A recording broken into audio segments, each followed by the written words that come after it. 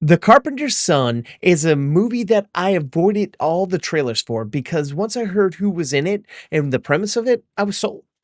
All right, so this movie stars Nicolas Cage as a carpenter, FKA Twigs as his wife, the mother, and Noah's Jupe as a boy, the son. But that's kind of vague. Let me tell you who they truly are, because the movie doesn't outright say it, but it's heavily implied, almost plastered all over the film. This is about young Jesus. Now, don't shut this off yet, because there's a twist that makes it juicier and entertaining, or blasphemous, depending on your take.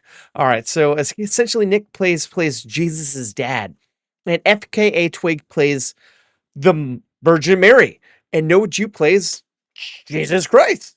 So essentially, since he was born, the mother and the carpenter knew that people would come after their son because he was a divine soul and he had powers and he would revolutionize the world, and people look down upon that, and they don't let the boy know any of this, and they don't tell him because they're afraid of what could happen, what he would feel, and they don't want him to know that he has magic, and they treat him kind of like a pariah, kind of like he's a bad guy. Not that he's terrible, but they kind of treat him like he has to learn how to be polite with society, and they don't treat him like other kids are treated because they're afraid that when he learns the truth, something bad could happen because he has these powers that will change and revolutionize things. And they're afraid that he'll do some shit that people will kind of look at him and want to kill him because of what he can do. And they're not really wrong because they're always on the run. Things are going good, but one day a mysterious young woman shows up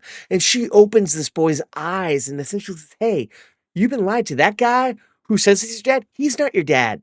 And you have these powers." And she opens his eyes to everything. Once he realizes he has these powers, he wants to use them for good. But it doesn't work out that way for him because for a second they're good, and then things go sour after these miracles are done, and it gets dark and crazy and trippy. So essentially, this boy's driven to madness because he doesn't know who to trust or what to do. And this movie gets bloody and gory. It is awesome. It's horror. That's the twist here. This is a horror movie. This is the Young Jesus horror film. And by God, this movie, drug on. It's only an hour and 44 minutes, I think, but by God, it's so long. But I want to say the first act, it was rough to get through. It's like, what's going on? Come on, I was promised something. But then as the second act kicks in, it's like we're kind of getting to what I was promised in the trailers. And by the third act, it's like we're where I wanted to be the whole time. We're there. And it's like, thank God we're finally getting something awesome. And it got dark and gritty and twisted. And I was hooked. I got to say, the acting is mediocre. Some of the sets are kind of cool, others are kind of just in the woods. But there's this hellscape that happens in the third act that's red and beautiful and dreadful. The cinematography is just mediocre, directing subpar, but the script, like I said, the third act fantastic. Everything else is, I don't know, it's okay. I feel like this movie could have sped up a bit or edit it, or you could have got in late and got on early and really lived in that weird mystical horror stuff. I would have loved that. But what do I know? I didn't make it this movie. This movie wasn't fully for me, but it could possibly be for you because there's some good aspects that you might like.